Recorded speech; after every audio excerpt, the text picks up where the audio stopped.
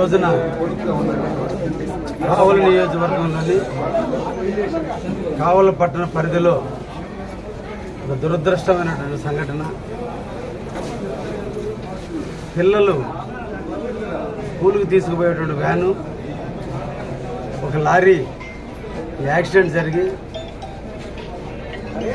సంఘటనా స్థలంలోనే క్లీనర్ చనిపోవటం, దాదాపు చిన్న పిల్లలు, ముక్కు పచ్చల ఆరని పిల్లలు, కల్మషం తెలియని పిల్లలు, ఆడుకోవటమే తప్ప చదువుకోవటమే తప్ప తెలియని పిల్లల్ని స్కూల్ వ్యాన్లో తీసుకుపోయే తరుణంలో 27 మందికి ఈ రోజున వివిధ రకాల మల్టిపుల్ ఇంజురీస్ అవ్వడం జరిగింది.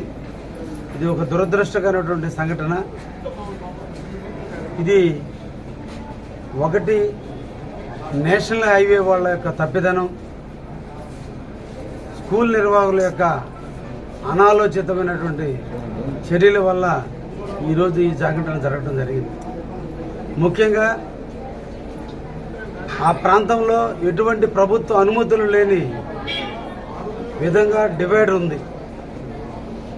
డివైడర్ని స్కూల్ యాజమాన్యం తన గుప్తాధిపత్యంలో డివైడర్ను పగలగొట్టి ఈ రోజున అనాథరైజ్డ్ ఏరియాలో కూడా క్రాసింగ్ జరిగే టైంలో పైనుంచి వచ్చేటువంటి లారీ వాళ్ళ నామ్స్ ప్రకారం అక్కడ డివైడర్ లేదు కాబట్టి వాళ్ళు లారీ ఓనర్లు స్పీడ్గా రావటం, వీళ్ళు టర్న్ తీసుకోవటం, ఈ సంఘటనలో ఒక నిండు ప్రాణాన్ని కోల్పోవడం జరిగింది.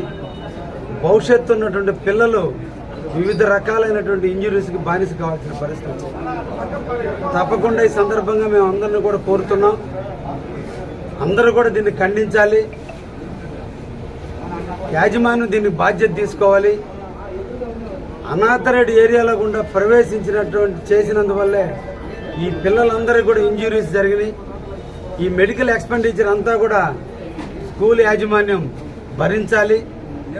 చనిపోయినటువంటి వ్యక్తికి కాంపన్సేషన్ పే చేయాలి. ఇన్సూరెన్స్ కూడా రానిటువంటి పరిస్థితి ఆ పిల్లవాడికి.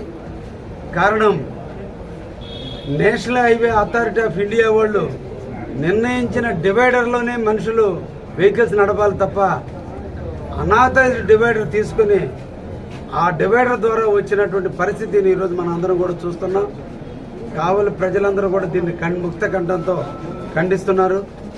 నేను కూడా ఇప్పుడే గౌరవ ఆర్డీఓ గారికి కూడా ఇంటిమేట్ చేశాం. కావలి నియోజకవర్గంలో నేషనల్ హైవేకి సంబంధించిన అనాథరైజ్డ్ క్రాసింగ్స్ ఏవైతే ఉన్నాయో వాటన్నిటిని క్లోజ్ చేయమని చెప్పి ఇప్పుడు పీడీ గారికి రిటర్న్ రూపంలో పెట్టమన్నాం. నేను కూడా ఈ రోజున పీడీ గారిని పర్సనల్గా కలిసి ఈ రోజున మద్దురుపాడులో అనాథరైజ్డ్ డివైడర్స్ ఉన్నాయి, పలు యాక్సిడెంట్ జరిగినాయి. పోయినసార్లు చాలామంది చనిపోవడం కూడా జరిగింది. ఈ అనాథరైజ్డ్ డివైడర్ల వల్ల లోకల్గా ఉన్న మనం తెలుసు అక్కడ డివైడర్ ఉంది, మనం క్రాసింగ్ తీసుకోవచ్చని. కానీ పైనుంచి వచ్చేటువంటి వాటికి ఆ ప్రికాషన్స్ బోర్డులు ఉండవు, ప్రికాషన్ డైరెక్షన్స్ ఉండవు. వాళ్ళు లారీ వాళ్ళు కావచ్చు, బస్సుల వాళ్ళు కావచ్చు, ఇక్కడ స్పీడ్గా రావడానికి అవకాశాలు ఉంటాయి. దీనివల్ల పలు రకాలైనటువంటి యాక్సిడెంట్లు జరిగే పరిస్థితి ఉంది. కాబట్టి ఇటువంటి సమస్యల్ని అరికట్టి ఒక ప్రాణాన్ని నిలబెట్టాల్సిన బాధ్యత అందరి మీద, అధికారుల మీద ఉంది. అందరం కూడా దీన్ని ఖండిద్దాం. ఆ పిల్లలకి, ఆ పిల్లల కుటుంబాలకి మనోధైర్యాన్ని ఇద్దాం. తప్పకుండా జరిగిన ఇన్సిడెంట్కి మనం అందరం చింతించగలం, కానీ జరిగిపోయిన దాన్ని తీసుకురాలేం.